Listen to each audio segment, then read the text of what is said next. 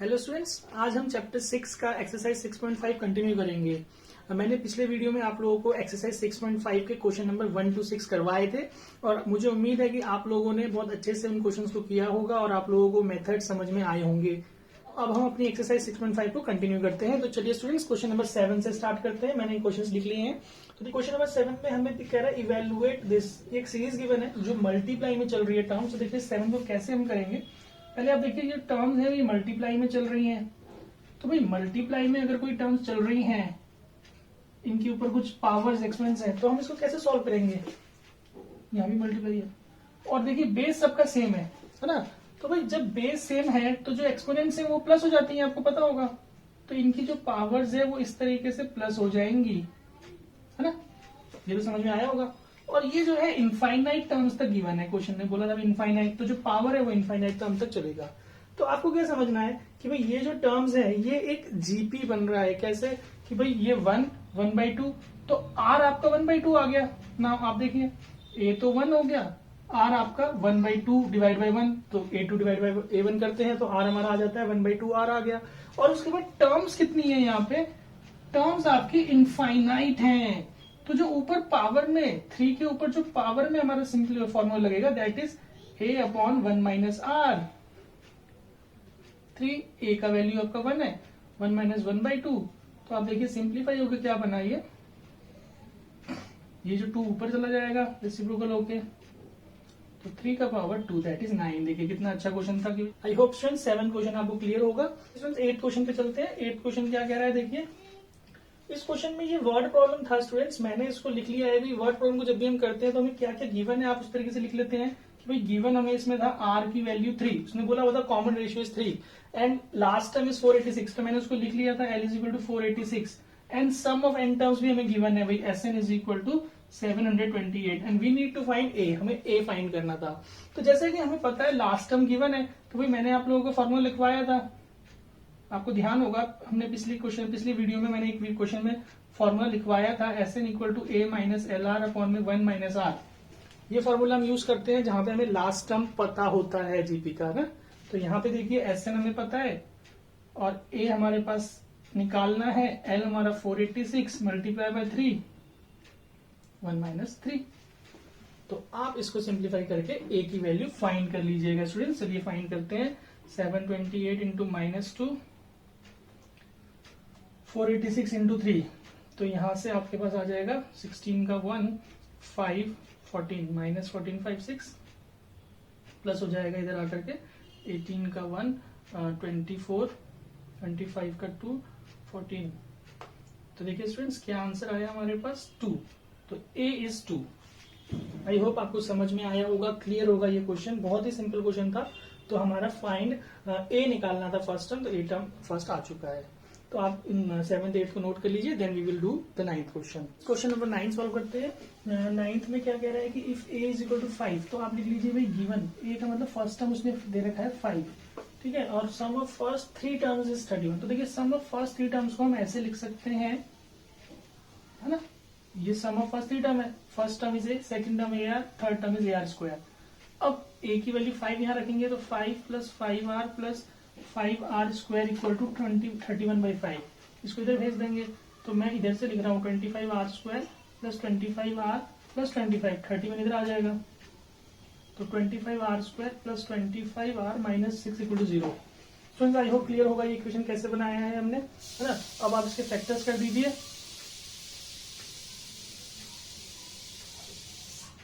आई hope students आपको clear होगा कैसे क्या। अब आप इसको फैक्टर्स कर लीजिए।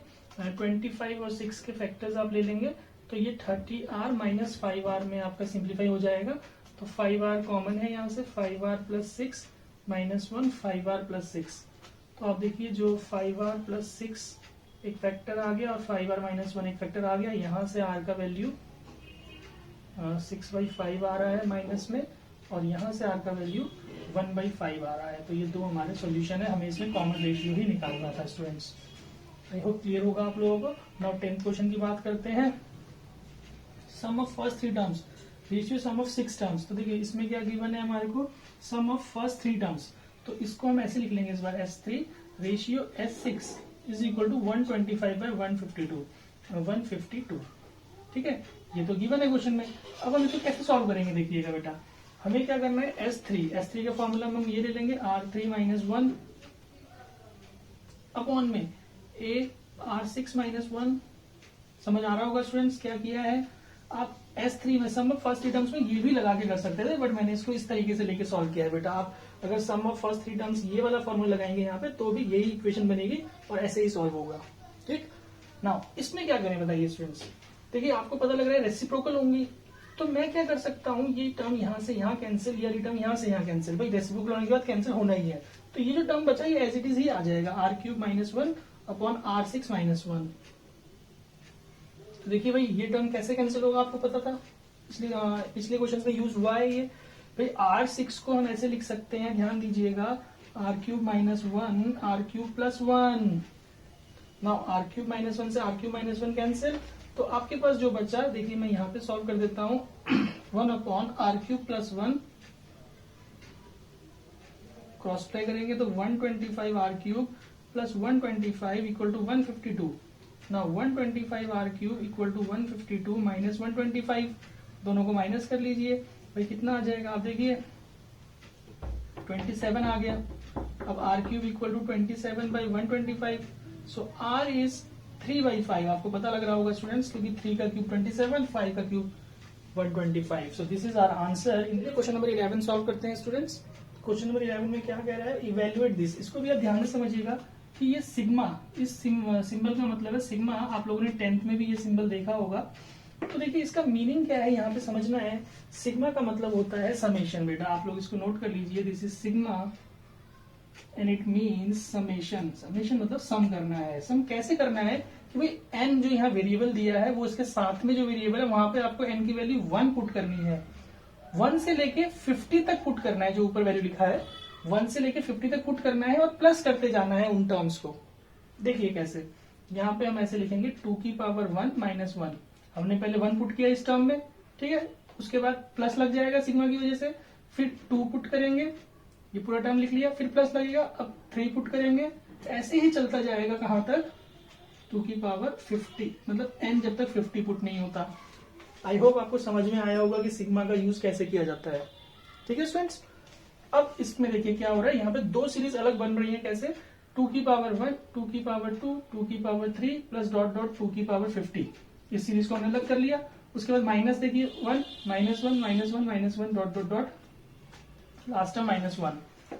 अब आप देखिए स्टूडेंट्स, ये जो है इट इज अ जीपी बेटा, ये एक जीपी बन रहा है।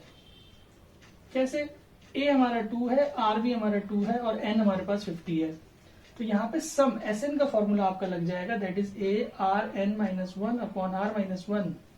और जो ये वाला पार्ट है ये हमें पता है 50 टर्म्स है यहाँ पे, तो वही -1 50 टर्म्स आएगा तो -50 हो जाएगा। ये तो है ना, माइनस प्लस होता है तो माइनस में ऐड होकर -50 आ जाएगा।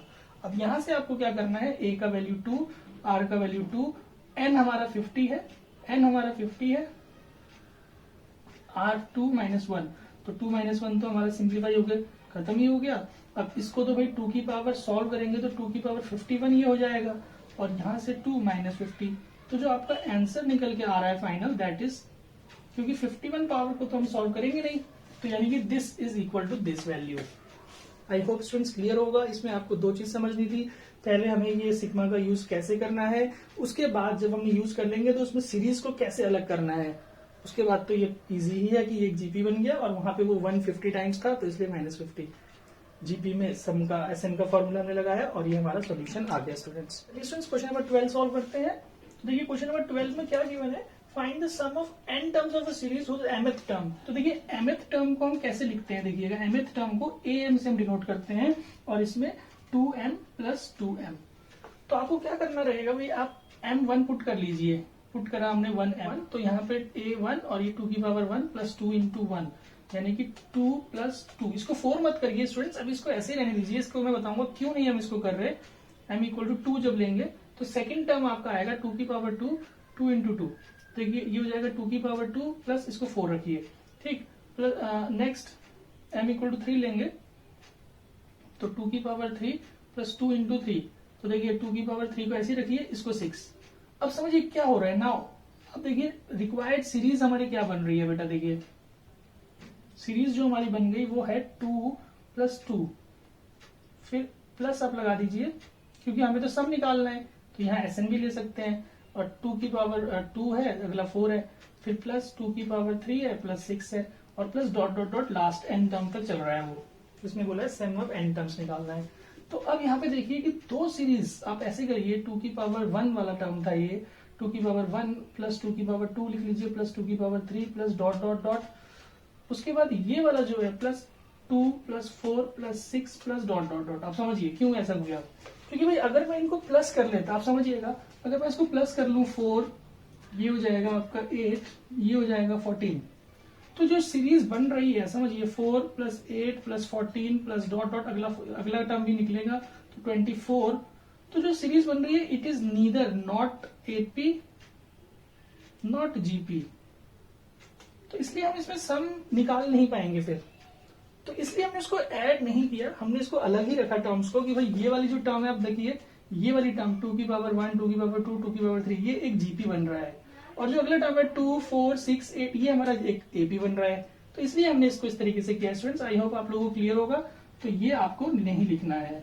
अब आप इसमें क्लियरली बता सकते हैं कि भाई ए हमारा 2 है, आर भी हमारा 2 है, एन हमारे को एन लेकर के फॉर्मूला लगाना है जीपी का सम, और यहाँ पे आपके पास, यहाँ आप लिख लीजिए जीपी, और यहाँ पे आप लिख लीजिए एपी, ए का वैल्यू 2 है, डी का वैल्यू 2 है, एन हमारे पास एन ही है, तो यहाँ पे इसमें सम का आपका फॉर्मूला लगेगा n/2 2a प्लस n-1d, है ना। एपी और जीपी दोनों एक ही क्वेश्चन में साथ में आ गया स्टूडेंट्स, तो अब ए की वैल्यू पुट कर लीजिए 2 n-1 2-1, यहाँ पे देखिए n/2 4 plus n-1 into d2, bracket open कर लीजिए अंदर, तो ये 2n-2, और इसको सिंप्लीफाई कर लेंगे तो ये हो जाएगा 2n + 2, 2 कॉमन ले लेंगे। आप अगले स्टेप में करिएगा स्टूडेंट्स, n+1 बच जाएगा, देखिए यहां से ये 2n-1 ऐसे रख दीजिए, ब्रैकेट खोल दीजिए, n+1 ब्रैकेट खोलने की जरूरत नहीं है, इसको ऐसे लिखेंगे तो this will be our required answer. आप ब्रैकेट भी खोल के लिख सकते हैं, बट हमने इसको ब्रैकेट नहीं खोला क्योंकि कोई भी टर्म लाइक टर्म नहीं निकलेगी, आप देखिए, जिससे कि आगे सॉल्व नहीं होगा, तो this will be your final answer. तो स्टूडेंट्स काफी अच्छा क्वेश्चन था, कॉम्प्लिकेटेड क्वेश्चन था, नहीं कॉम्प्लिकेटेड तो नहीं बोल सकते, बट काफी ट्रिकी क्वेश्चन था, क्योंकि अगर हम इनको एड अप कर लेंगे तो भाई जो वैल्यूज आ रही है वो ना ही एपी बन रहा है ना ही जीपी बन रहा है, तो उसका सम हम नहीं निकाल पाएंगे। तो हमने क्या किया कि भाई ये वाली टर्म्स को ऐसे ही रहने दिया, जिससे कि देखिए 2 स्क्वायर 2 क्यूब ये एक जीपी की टर्म्स बन रही हैं, और उधर 2 4 6 ये एक एपी की टर्म्स बन रही हैं, तो इन टर्म्स को हमने अलग अलग करके यहाँ से जीपी बना लिया और इधर एपी बना लिया, और दोनों में एसएन का फॉर्मूला यूज करके सॉल्व कर लिया स्टूडेंट्स। तो आई होप आप लोगों को ये 12th क्वेश्चन क्लियर होगा, आप इसको नोट कर लीजिए, then we will move on to 13 question. तो स्टूडेंट्स 13 क्वेश्चन की बात करते हैं। 13 क्वेश्चन में हमें सम निकालना है इस सीरीज का। तो देखिए जो सीरीज हमें गिवन है वो है 7 + 7 77 + 777 प्लस डॉट डॉट डॉट। तो देखिए क्या हो रहा है यहाँ पे, अगेन ये जो सीरीज है ना ही ये एपी है ना ही ये जीपी है, आप ध्यान से देख सकते हैं कि भाई इनका डिफरेंस भी इक्वल नहीं है और इनका जो रेशियो है इक्वल नहीं है। तो ऐसे सीरीज को हम क्या कर सकते हैं, जीपी में कन्वर्ट कर सकते हैं, जिनमें इस टाइप के नंबर्स होते हैं 7 77 777 लाइक 8 88 888। तो इस टाइप के क्वेश्चन को करने का एक पैटर्न होता है जो इस क्वेश्चन में मैं अप्लाई कराऊंगा, तो आप इस सेकंड पार्ट में खुद से सॉल्व कर पाएंगे। तो देखिए फर्स्ट पार्ट में क्या हो रहा है, हम ऐसे निकालेंगे, तो 7 आप कॉमन ले लीजिए, तो ये 1 11 1 1 1 प्लस डॉट डॉट डॉट, है ना। उसके बाद आप देखिए कि भाई ये अभी भी एपी या जीपी नहीं बना, तो अब इसमें एक ट्रिक लगाना है कि इसको डिवाइडिंग एंड मल्टीप्लाइंग बाई 9 करना है। अब बहुत बच्चे सोचेंगे भाई ये क्या है, 9 से क्यों कर दिया हमने, ना 9 से क्यों किया, क्योंकि अगले स्टेप में एपी और जीपी बन जाएगा। देखिएगा कैसे बनेगा कि भाई 7/9 हम 9 को लिख सकते हैं 10 - 1, 99 को लिख सकते हैं 100 - 1, इसको लिख सकते हैं 1000 - 1 डॉट डॉट डॉट, है ना, इसी चलता जाएगा। तो अब देखिए भाई स्टूडेंट्स कि जहां पे 10 है 100 है ये 1000 है, इनको अलग कर लिया हमने, और -1 अलग हो गए, ठीक है ना। तो आप देखिए clearly 10 100 1000 is a GP now. A मतलब ए 10 है, आर हमारा 10 है, कैसे, है ना। तो ये हमारा इट इज जीपी, और ए हमारा 10 आर भी हमारा 10। तो इसमें जो फॉर्मूला लगेगा 7/9 A R n -1 r -1, minus ये 1 कितने टाइम्स है, तो 1n आ जाएगा, दैट इज n ओनली। अब आप इसमें वैल्यू पुट करके सिंप्लीफाई कर लीजिए। a में 10, r में भी 10, नीचे 10 माइनस 1 दैट इज 9। तो भाई आप इसको ऐसे लिख सकते हैं 70/81 10n माइनस 1 माइनस 7/9n। इसके आगे हम सिंप्लीफाई नहीं कर पाएंगे, या तो आप यहीं पे भी छोड़ सकते थे, या हम इसको ऐसे ही रख लेते हैं। आई होप स्टूडेंट्स क्लियर होगा कि हमने क्या किया है। देखिए ये जो ट्रिकी स्टेप्स हैं इसको ध्यान से देखना है। अगर ये स्टेप्स हम नहीं लगाएंगे इस वाले क्वेश्चन में तो ये सॉल्व नहीं होता है। हमें पहले 7 कॉमन लेना है, उसके बाद जब ये 111 आ जाएगा तब 9 से मल्टीप्लाइंग एंड डिवाइडिंग करना है, जिससे कि वो बैलेंस रहेगा। मतलब इसको हम सॉल्व करेंगे तो वही वाली चीज आएगी। बट अब हमें क्या करना होगा, जो 999 आ चुका है इनका यूज कैसे करना है कि 9 को 10 माइनस 1, 99 को 100 माइनस 1, 999 को 1000 माइनस 1, और ऐसे ही आगे की टर्म्स है। तो अब यहाँ से 10, 100, 1000 ये जो बन चुका है ये जीपी की टर्म्स बन चुकी हैं, जिनको साथ में हमने अलग कर लिया और 111 को अलग कर लिया। तो आई होप स्टूडेंट्स इसके आगे आपको समझ में आ गया होगा। In the same manner you can do the second part, है ना। आप ये कर पाएंगे, बिल्कुल सेम है, कोई प्रॉब्लम नहीं आएगी। बस यहाँ पे 8 बाहर रहेगा और यही अंदर आंसर रहेगा बेटा। तो क्लियर है, आप इसको करिएगा। हम बात करते हैं इसके थर्ड पार्ट की, लास्ट पार्ट की। चलिए स्टूडेंट्स क्वेश्चन नंबर 13 का थर्ड पार्ट करते हैं। सेकंड पार्ट मैंने आप लोगों के ऊपर छोड़ दिया है, क्योंकि ये बिल्कुल फर्स्ट के जैसे एग्जैक्टली सेम है। उसको सॉल्व करते हुए आप इसको इजीली सॉल्व कर पाएंगे। थर्ड पार्ट में करवा देता हूँ। इसमें डेसिमल आ रहा है तो थोड़ा सा इसमें चेंज होगा। देखिए कैसे हम इसको करेंगे। Sn इज इक्वल टू, आप पहले इसमें से 5 कॉमन लेके लिख लीजिए, तो आपके पास 0.1, 0.11, 0.111 प्लस डॉट डॉट डॉट इस तरीके से टर्म आएगी। अब क्या करना है आपको, मल्टीप्लाइंग एंड डिवाइडिंग बाई 9, तो 0.9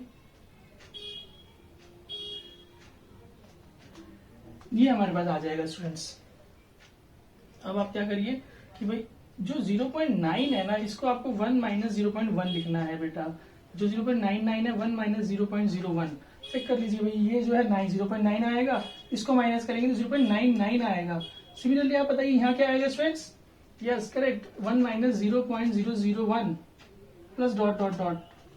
तो यहाँ पे जीपी कैसे बन रहा है देखिए भाई। ये 1 प्लस 1 को हम अलग कर लेंगे, इसमें तो कोई जीपी नहीं है, तो सेम टर्म्स हो गई 1 प्लस 1।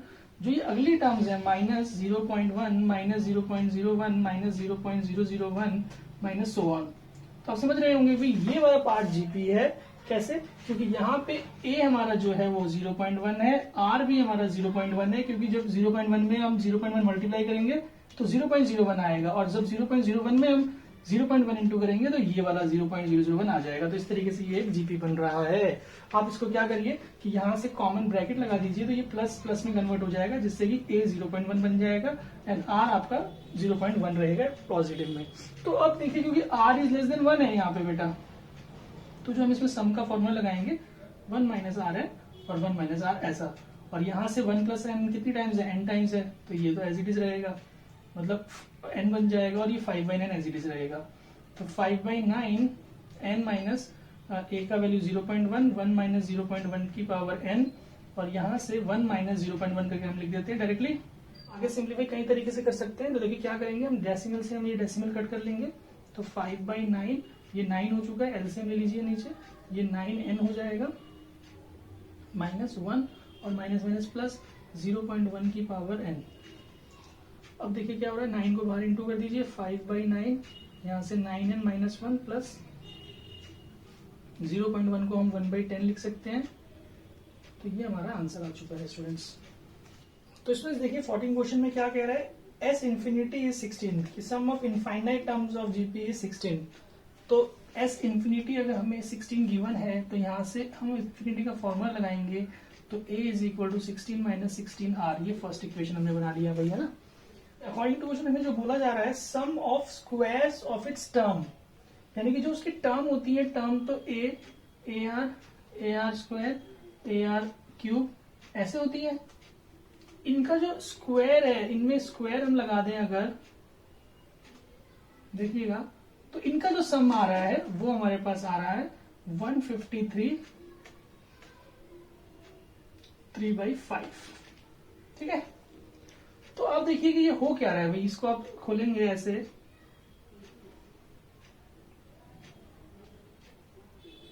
तो ये क्या बन रहा है बेटा, ये भी तो एक जीपी ही बन रहा है। आप इसको सिंप्लीफाई कर लीजिए,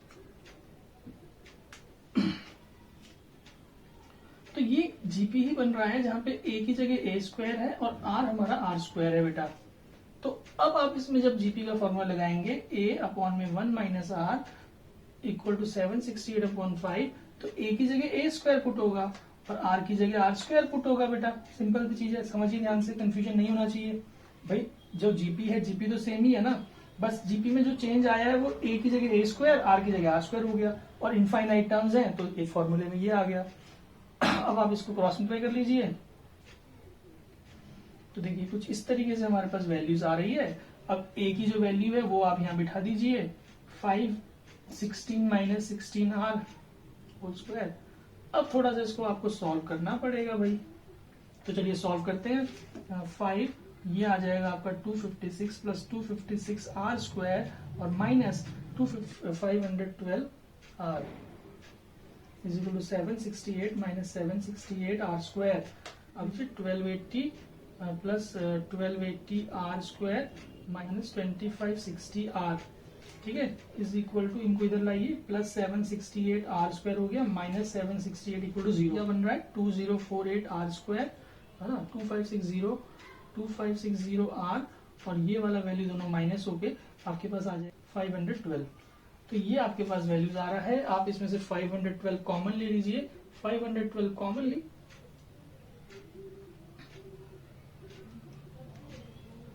तो इक्वेशन आपके पास बच गया।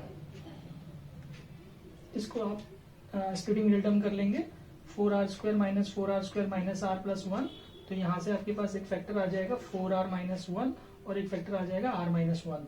तो आपके पास r की वैल्यू 1/4 आ जाएगी और r की वैल्यू 1 आ जाएगी। अब ये जो r की वैल्यूज 2 आ गई है इसको यहाँ पे पुटअप कर लीजिए तो जिससे कि a भी आ जाएगा। चलिए स्टूडेंट यहाँ कर लेते हैं इसको, तो a की वैल्यू क्या आ जाएगी 16 माइनस 16 के साथ आप 1/4 पुट करेंगे तो ये 4 बचेगा, दैट इज 12।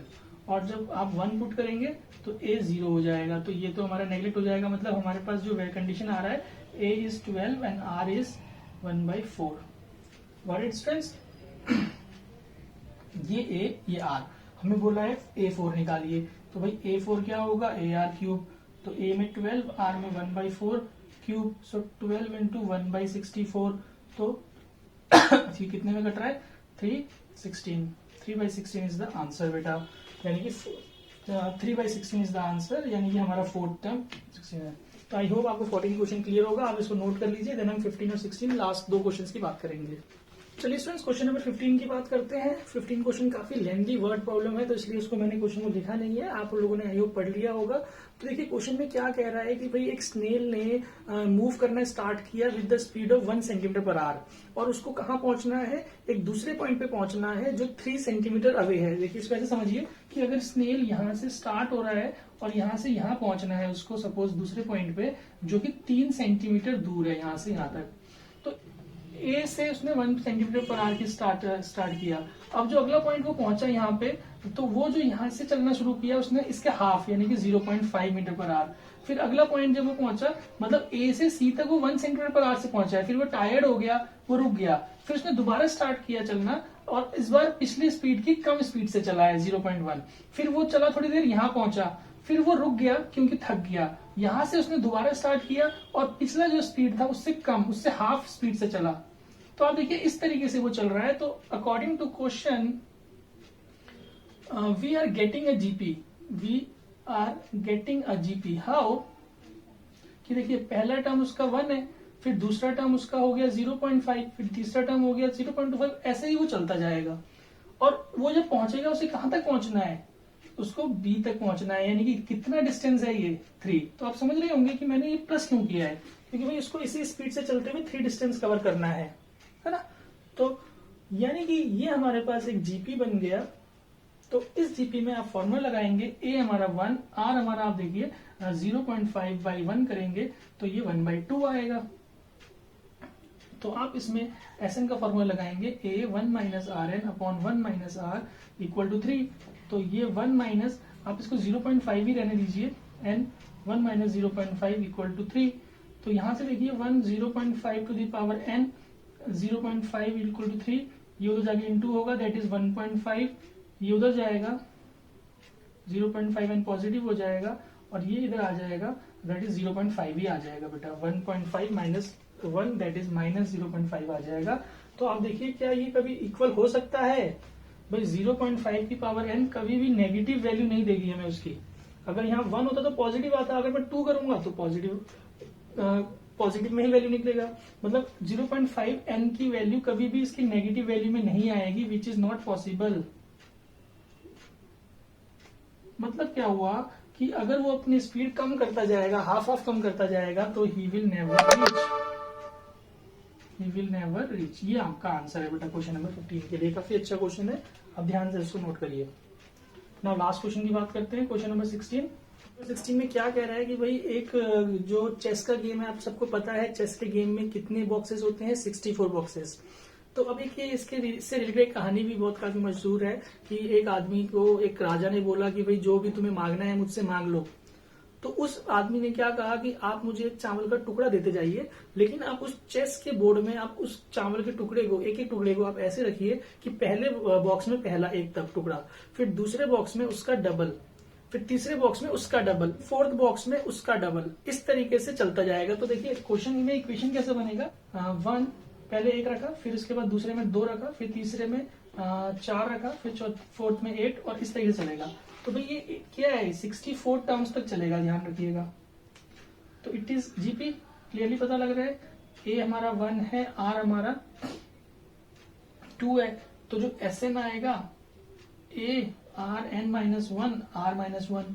तो ए की वैल्यू तो 1 है, आर की वैल्यू कितनी है हमारी 2, एन हमारा 64 है, माइनस 1 अपॉन में 2 माइनस 1, यानी कि 2 टू द पावर 64 माइनस 1। तो आप अंदाजा लगा सकते हैं 2 की पावर 64 बहुत ज्यादा बड़ी वैल्यू है बेटा, बहुत ज्यादा बड़ी वैल्यू। समझे? 64 2 की पावर में करना है, ठीक है ना? तो यानी कि बहुत ज्यादा अमाउंट उसको मिलता, जो कि मतलब राजा की कैपेसिटी से भी बाहर हो जाता। तो इसलिए उसको बोला गया क्लेवर मैन। आप समझ गए होंगे स्टोरी भी। तो ये हमारा एक काफी अच्छा क्वेश्चन था। तो आई होप आप लोगों को जो ये एक्सरसाइज है अच्छे से समझ में आई होगी 16.5 में। अगर कहीं किसी क्वेश्चन में डाउट रहता है तो आप कमेंट्स में मेंशन करिएगा। और आई होप आप लोगों को अगर ये वीडियो अच्छा लगा हो तो आप अपने फ्रेंड के साथ जरूर इसको शेयर करेंगे, जिससे कि हमें ज्यादा से ज्यादा सब्सक्राइबर मिल पाए। Thank you students.